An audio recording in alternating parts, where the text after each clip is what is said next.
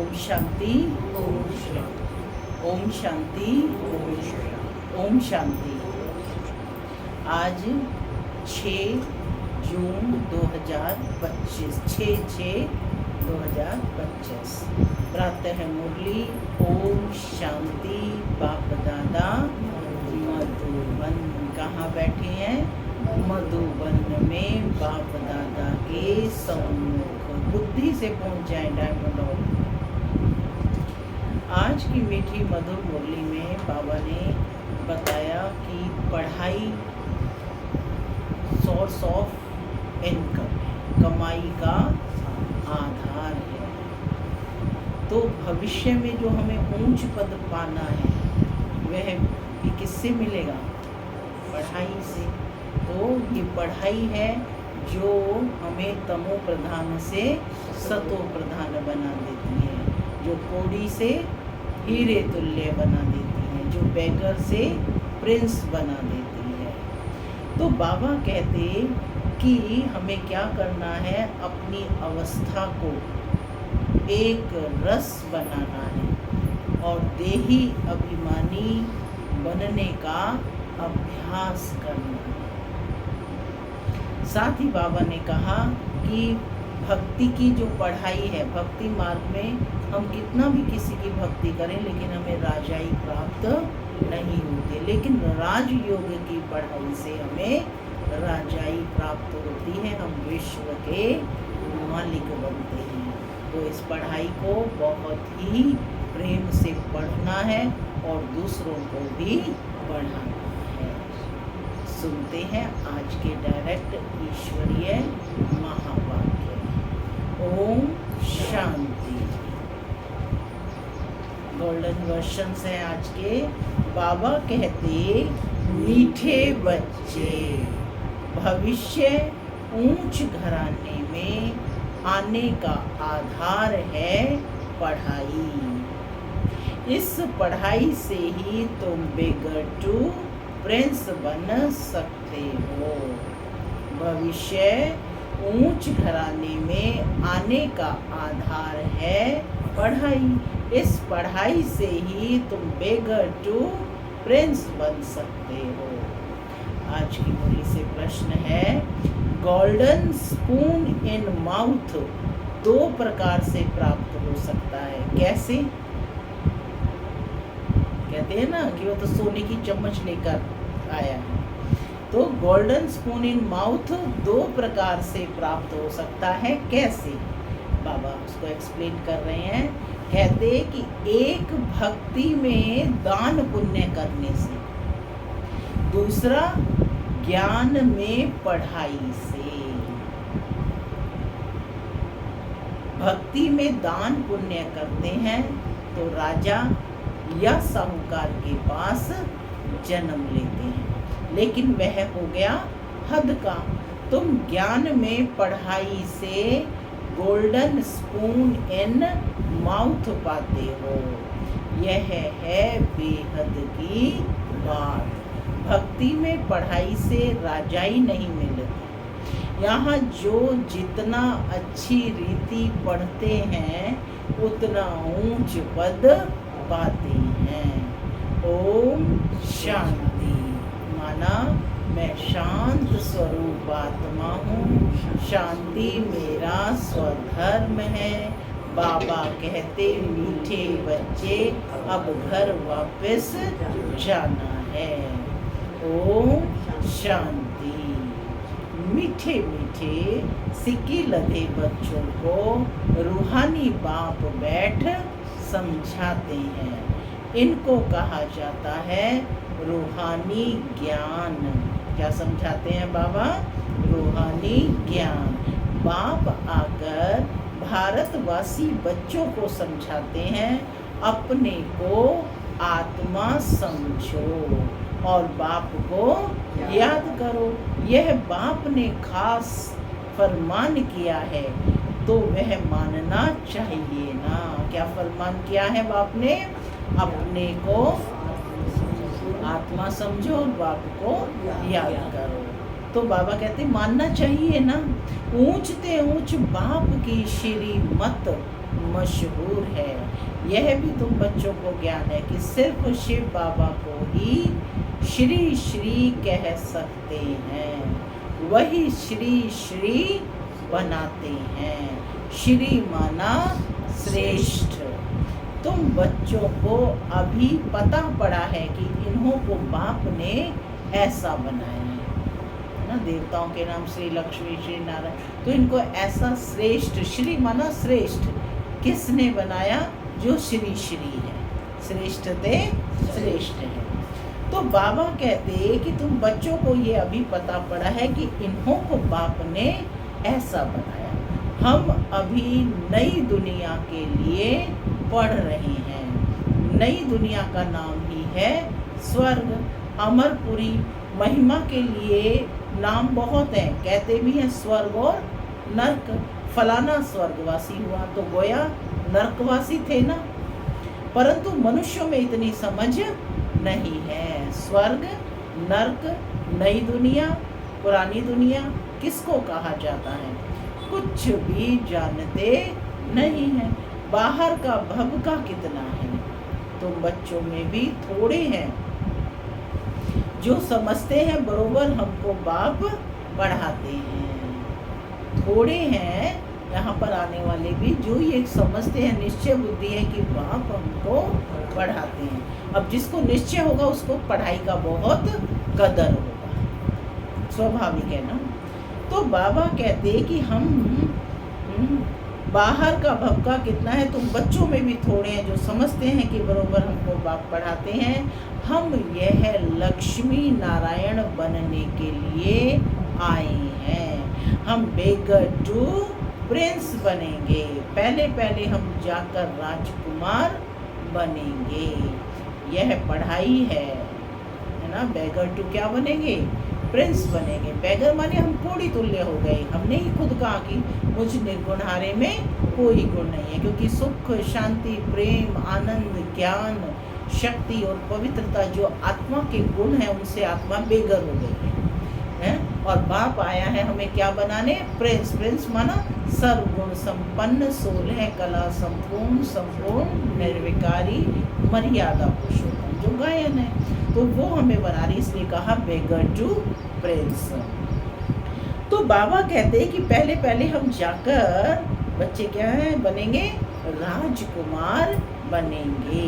ये पढ़ाई है। जैसे इंजीनियरिंग, बैरिस्ट्री आदि पढ़ते हैं तो बुद्धि में रहता है कि हम घर बनाएंगे, फिर यह करेंगे। हर एक को अपना कर्तव्य स्मृति में आता है। तुम बच्चों को जाकर बड़े ऊंच घर में जन्म लेना है। इस पढ़ाई से जो जितना जास्ती पढ़ेगा उतना बहुत ऊंच घर में जन्म लेगा।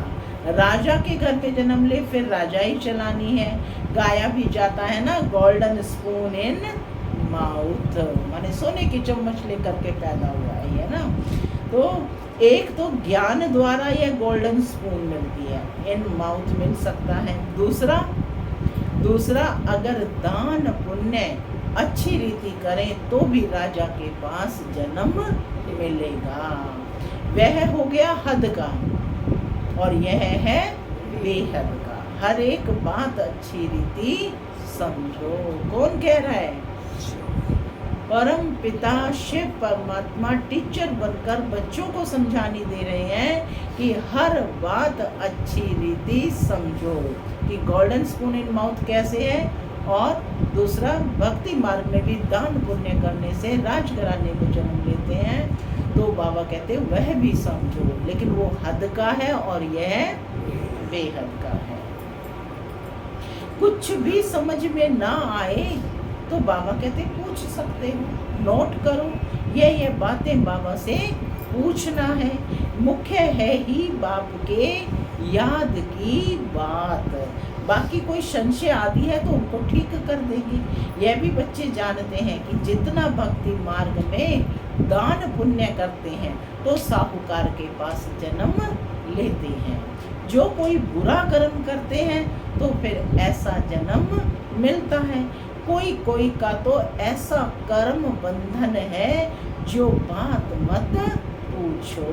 ये सब है पास्ट का कर्म बंधन। राजाएं भी कोई कोई ऐसे होते हैं, बड़ा कर्म बंधन बड़ा कड़ा होता है। इन लक्ष्मी नारायण को तो कोई बंधन नहीं है, वहाँ है ही योग बल की रचना। जबकि योग बल से हम विश्व की राजाई ले सकते हैं, तो क्या बच्चा पैदा नहीं हो सकता है? पहले से ही साक्षात्कार हो जाता है। वहाँ तो यह कॉमन बात है, खुशी में बाजे बजते रहते हैं, बूढ़े से बच्चा बन जाते हैं।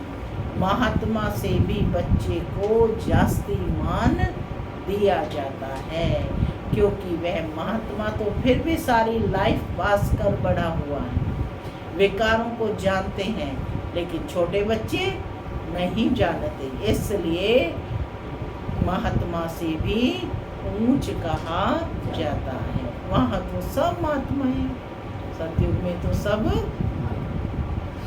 महात्मा ही है। श्री कृष्ण को भी महात्मा कहते हैं, वह है सच्चा महात्मा। सतयुग में भी महान आत्माएं होते हैं, उन जैसे यहाँ कोई हो ना सके। तुम बच्चों को अंदर में बहुत खुशी होनी चाहिए। अभी हम नई दुनिया में जन्म लेंगे, यह पुरानी दुनिया खत्म होनी है। घर पुराना होता है तो नए घर की खुशी होती है ना।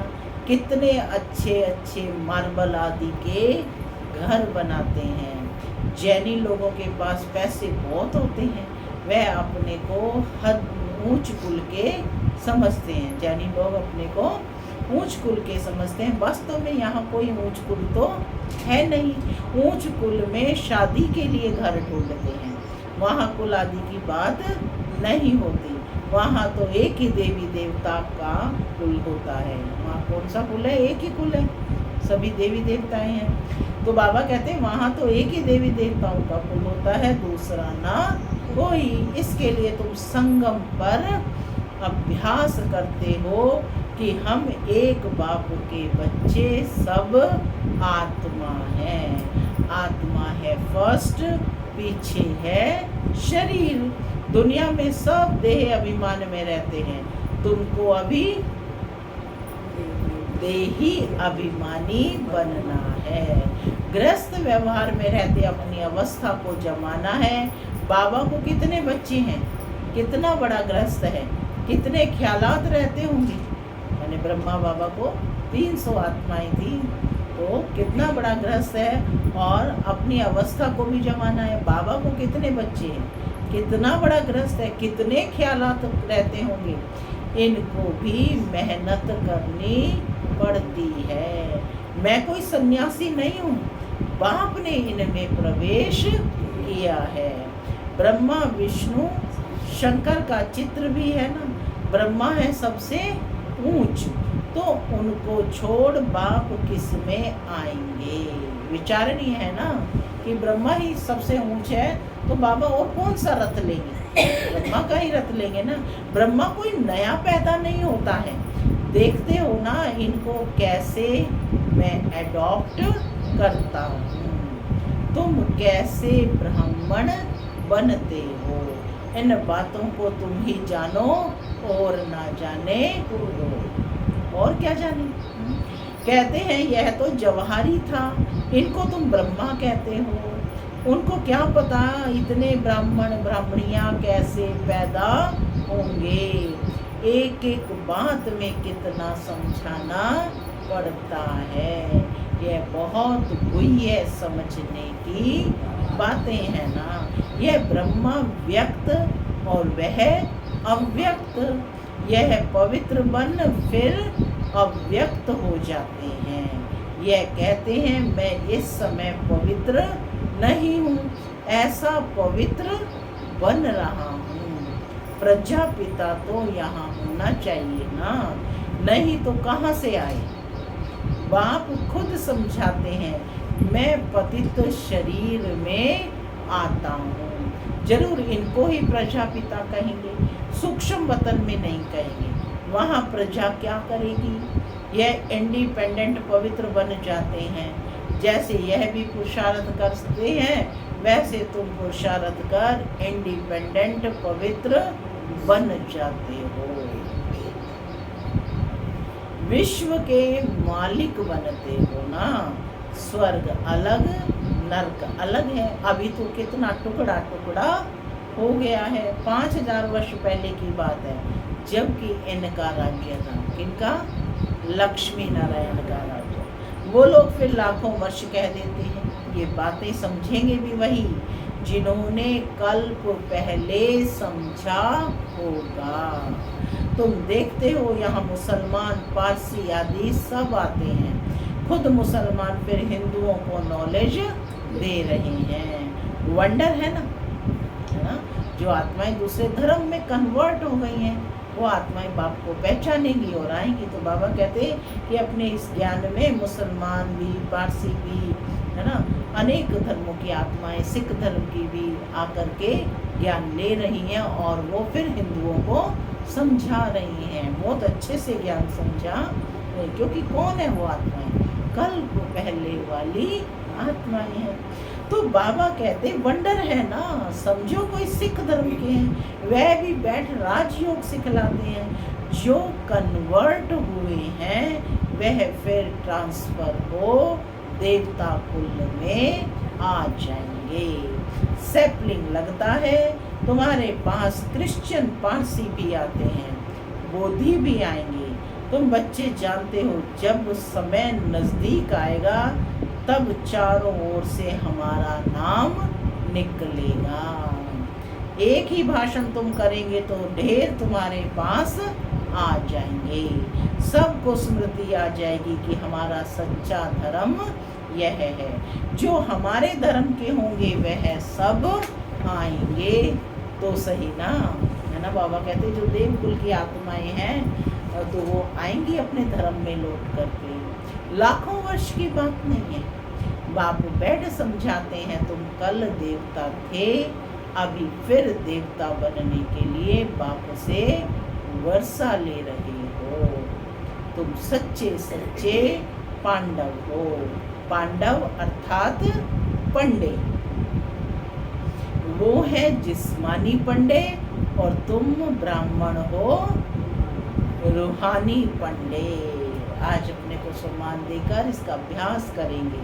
मैं आत्मा रूहानी पंडा हूँ। तुम अभी बेहद के बाप से पढ़ रहे हो। यह नशा तुमको बहुत होना चाहिए कि हमें पढ़ाने वाला टीचर कौन, कितना नशा होना चाहिए। और जब ये नशा होगा ना तो बिल्कुल कभी कोई लेट नहीं होगा, रेगुलर हो जाएगी पढ़ाई में। ये नशा तुमको बहुत होना चाहिए। हम बाप के पास जाते हैं जिनसे बेहद का वर्षा मिलता है। वह हमारा बाप टीचर भी है। इसमें पढ़ने के लिए कोई टेबल कुर्सी आदि की दरकार नहीं है। यह जो तुम लिखते हो सो भी अपने पुरुषार्थ के लिए भाई लिख लिख करके अभ्यास करते हो है? तो बाबा कहते वो तुम अपने पुरुषार्थ के लिए कर रहे हो। तो कोई टेबल चेयर ना हो तो क्या ज्ञान नहीं सुनेंगे? पहले पहले तो सब धरती पर ही बैठ करके ही सुना जाता था। सभी बड़ी बड़ी दीदी दादियाँ बैठ करके सुनाती थी। कोई कुर्सी चेयर नहीं थी स्टार्टिंग में, है ना? अब जा करके सब साधन हुए हैं।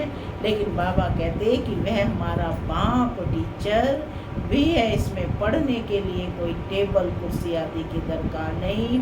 ये जो तुम लिखते हो सो भी अपने पुरुषार्थ के लिए। वास्तव में यह है समझने की बात, क्योंकि बुद्धि में सारा नहीं रहता इसलिए नोट लेते हैं। शिव बाबा तुमको पत्र लिखने के लिए यह पेंसिल आदि उठाते हैं। बच्चे समझेंगे शिव बाबा के लाल अक्षर आए हैं। बाप लिखते हैं रूहानी बच्चे। बच्चे भी समझते हैं रूहानी बाबा। रूहानी बच्चे तो उनका पिता कौन होगा? रूहानी बाबा वह बहुत ऊंचते ऊंचे, उनकी मत पर चलना है। बाप कहते हैं काम महाशत्रु है, यह आदि मध्य अंत दुख देने वाला है, उस भूत के वश मत हो। सावधानी दे रहे हैं बाबा बच्चों को कि काम महाशत्रु है, यह आदि मध्य दुख देने वाला है, तो उस भूत के वश मत हो, पवित्र बनो। बुलाते भी हैं हे पतित पावन। तुम बच्चों को अभी बड़ी ताकत मिलती है राज्य करने की, जो कोई जीत पा ना सके। रूलिंग पावर आ जाती है ना, रूलिंग और कंट्रोलिंग पावर आ जाती है। तो बाबा कहते तुम्हें कोई जीत ना सके, तुम कितने सुखी बनते हो। तो इस पढ़ाई पर कितना अटेंशन देना चाहिए, हमको बादशाही मिलती है। तुम जानते हो हम क्या से क्या बन रहे हैं। भगवान वाच है ना कि मैं तुमको राजयोग सिखलाता हूँ। नोट डाउन कर लो, दिन भर इसका अभ्यास करना कि ये डायरेक्ट स्पीच है कि मैं तुमको राजयोग सिखलाता हूँ। कोई मनुष्य नहीं सिखला रहा, निराकार परम पिता परमात्मा शिक्षक बन हमें राजयोग की पढ़ाई पढ़ा रहे हैं। राजाओं का राजा बनाता हूँ। भगवान किसको कहा जाता है यह भी किसी को पता नहीं। आत्मा पुकारती है ओ बाबा, तो मालूम होना चाहिए वह कब और कैसे आएंगे। मनुष्य ही तो ड्रामा के आदि मध्य अंत की ड्यूरेशन आदि को जानेंगे ना। जानने से तुम देवता बन जाते हो। ज्ञान है ही सदगति के लिए। क्या कहा निर्मला बहन बाबा ने? ज्ञान है ही सदगति के लिए। इस समय कलयुग का अंत सब दुर्गति में है, सतयुग में होती है सदगति। अभी तुम जानते हो बाबा आया हुआ है सर्व की सदगति करने, सबको जगाने आए हैं। कोई कब्र थोड़ी ही है, परंतु घोर अंधियारे में पड़े हैं, उनको जगाने आते हैं। तो बाबा ने कहा कोई कब्र, वैसे कब्र कोई है ना। तो बाबा कहते हैं घोर अंधियारे में पड़े हैं, इसलिए कहा कि उनको जगाने आते हैं। जो बच्चे घोर नींद से जग जाते हैं उनके अंदर खुशी बहुत होती है। हम शिव बाबा के बच्चे हैं, कोई किस्म का फिक्र नहीं है। बाप हमको विश्व का मालिक बनाते हैं, रोने का नाम नहीं है। यह है रोने की दुनिया, वह है हर्षित रहने की दुनिया। उन्हों के चित्र देखो कैसे शोभनिक हंसमुख बनाते हैं। वह फीचर्स तो यहाँ निकाल ना सके, बुद्धि से समझते हैं कि इन जैसे फीचर्स देखने में आते हैं। तो मीठे मीठे बच्चों को अभी स्मृति आई है कि भविष्य में अमरपुरी के हम प्रिंस बनेंगे। इस मृत्यु लोक को, इस भंबोर को आग लगनी है। सिविल वार में भी एक दो को मारते कैसे हैं, किसको हम मारते हैं वह भी पता नहीं पड़ता है। हाहाकार के बाद जय जयकार होनी है। तुम्हारी विजय, बाकी सब विनाश हो जाएंगे। रुद्र की माला में पिरोकर फिर विष्णु की माला में पिरोए जाएंगे। अभी तुम पुरुषार्थ करते हो अपने घर जाने के लिए।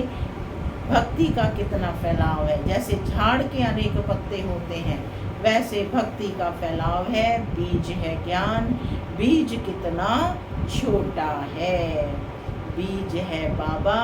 इस झाड़ की स्थापना, पालना और विनाश कैसे होता है यह तुम जानते हो। यह वैरायटी धर्मों का उल्टा झाड़ है, दुनिया में एक भी नहीं जानते। अब बच्चों को बहुत मेहनत करनी है बाप को याद करने की, तो विकर्म विनाश हो। वह गीता सुनाने वाले भी कहते हैं मन मना भव। सब देह के धर्म छोड़, अपने को आत्मा समझ मुझ बाप को याद करो। मनुष्य इसका अर्थ थोड़े ही समझते हैं। वह बाबा कहते हैं वह है ही भक्ति मार्ग और यह है ज्ञान मार्ग। यह राजधानी स्थापन हो रही है, तो राजधानी में तो सभी होंगे ना। फिक्र की कोई बात नहीं, जिसने थोड़ा भी ज्ञान सुना तो प्रजा में आ जाएंगे। इसीलिए कहा जाता है आत्माओं को मैसेज दो ताकि उन आत्माओं का भी कल्याण हो जाए। क्या कहा है बाबा ने? जिसने, ये गॉड की स्टेटमेंट है ना, ये क्या है, गॉडली वर्शंस हैं कि जिसने भी थोड़ा भी ज्ञान सुना तो प्रजा में आ जाएंगे। ज्ञान का विनाश नहीं होता है। बाकी जो यथार्थ जान पुरुषार्थ करते हैं वही ऊंच पद पाते हैं। ये बुद्धि में समझ है ना कि हम प्रिंस बनने वाले हैं नई दुनिया में। स्टूडेंट मेहनत कर इम्तिहान पास करते हैं तो कितनी खुशी होती है। तुमको तो 1000 बार जास्ती अतीन्द्रिय सुख होना चाहिए। उनके एवज में तुम्हें कितना होना चाहिए? 1000 बार जास्ती अतीन्द्रिय सुख होना चाहिए। अतीन्द्रिय माना इंद्रियों से परे वह सुख जिसे आत्मा अनुभव करती है। हम सारे विश्व के मालिक बनते हैं। कोई भी बात में कभी रूठना नहीं है। ब्राह्मणी से नहीं बनती, बाप से रूठते हैं। अरे तुम बाप से बुद्धि का योग लगाओ ना, उनको तो प्यार से याद करो। बाबा बस आपको ही याद करते करते हम घर आ जाएंगे। अच्छा, मीठे मीठे सिक्की लदे बच्चों प्रति माता पिता बाप दादा का याद प्यार और गुड मॉर्निंग। रूहानी बाप की रूहानी बच्चों को नमस्ते। हम रूहानी बच्चों की रूहानी माता पिता बाप दादा को याद प्यार, गुड मॉर्निंग और नमस्ते। नमस्ते सदा रहो हंसते बनो चलो परम के रास्ते। ओम शांति। धारणा के लिए मुख्य सार। पहला, किसी भी बात का फिक्र नहीं करना है, सदा हर्षित रहना है। स्मृति रहे हम शिव बाबा के बच्चे हैं। बाप आए हैं हमें विश्व का मालिक बनाने। दूसरा पॉइंट है, अपनी अवस्था को एक रस बनाने के लिए देही अभिमानी बनना है। देही अभिमानी बनने का पुरुषार्थ करना है। इस पुराने घर से ममत्व निकाल देना है। कौन सा पुराना घर? देह रूपी पुराना स्वभाव, पुराना संस्कार है ना, सब इस पुराने घर से ममत्व निकाल देना है। आज का वरदान है, मनन शक्ति द्वारा बुद्धि को शक्तिशाली बनाने वाले मास्टर सर्वशक्तिमान भव। मनन शक्ति ही दिव्य बुद्धि की खुराक है। जैसे भक्ति में सिमरण करने के अभ्यासी हैं, ऐसे ज्ञान में स्मृति की शक्ति है। इस शक्ति द्वारा मास्टर सर्वशक्तिमान बनो। रोज अमृत वेले अपने एक टाइटल को स्मृति में लाओ और मनन करते रहो तो मनन शक्ति से बुद्धि शक्तिशाली होगी। शक्तिशाली बुद्धि के ऊपर माया का वार नहीं हो सकता, परवश नहीं हो सकते, क्योंकि माया सबसे पहले व्यर्थ संकल्प रूपी बाण द्वारा दिव्य बुद्धि को ही कमजोर बनाती है। इस कमजोरी से बचने का साधन है ही मनन शक्ति। स्लोगन है, आज्ञाकारी बच्चे ही दुआओं के पात्र हैं।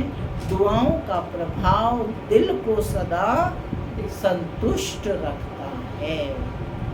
अव्यक्त इशारे आत्मिक स्थिति में रहने का अभ्यास करो, अंतर्मुखी बनो। सदा बेहद की आत्मिक दृष्टि, भाई भाई के संबंध की वृत्ति से किसी भी आत्मा के प्रति शुभ भावना रखने का फल जरूर प्राप्त होता है।